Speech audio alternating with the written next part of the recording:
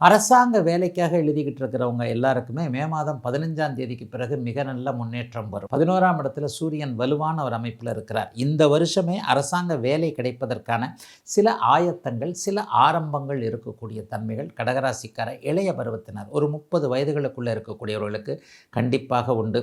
அப்பாவை பற்றி கொஞ்சம் கவலைப்பட்டவங்க, அப்பா தூரத்தில் இருக்கிற அப்பாவை கவனிக்க முடியல, அப்பாவுக்கு வேலை நல்லா இல்லை, அப்பாவுக்கு உடம்பு சரியில்லை, அல்லது வயதான தகப்பனை கவனித்து கொள்ள முடியவில்லை என்பது மாதிரியான சில நெருக்கடிகளில் இருக்கக்கூடிய அத்தனை கடகராசிக்காரர்களுக்கும் அந்த நெருக்கடிகள் இந்த மே மாதத்திலேயே தீரக்கூடிய தன்மைகள் உண்டு.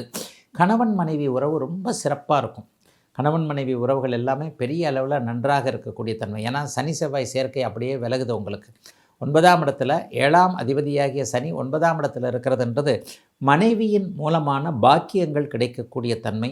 சிலருக்கு மச்சாமாறு மாமன்மார்னால பெரிய கவலைகள் இருந்தது இல்லையா, பெண்ணை கொடுத்தவர், அதாவது மாமனார் வழியில் ஏதாவது விரயங்கள், நஷ்டங்கள், அனுமதிகள் இல்லாமல் தன்மை, ஆதரவு இல்லாத தன்மை, மச்சாமாறு கை கொடுக்க மாட்டேன்றாருன்னு நினச்சிக்கிட்டு இருந்தவங்க, மனைவியுடைய சகோதரர் தந்தையோடு கொஞ்சம் கருத்து வேற்றுமை கொண்டிருந்தவர்கள் எல்லாருக்குமே இந்த மாதத்தில் அப்படியே தலைகளாக திரும்பி ஆதரவுகள் வரக்கூடிய தன்மைகள் உண்டுங்க.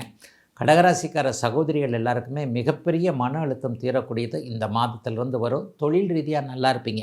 பெண்களுடைய வேலை, பெண்களுடைய தொழில், பெண்களுடைய முன்னேற்றம் மிகப்பெரிய அளவில் தசம அங்காரகா. ஏன்னா 10ஆம் இடத்துலையும் அதுக்கடுத்து 11ஆம் இடத்துலையும் செவ்வாய் வரப்போகிறார். இன்னொரு 3 மாத காலத்திற்கு செவ்வாயின் இயக்கம் ரொம்ப நல்லா இருக்குது. உங்களுடைய ராஜயோகாதிபதி செவ்வாய் தான்.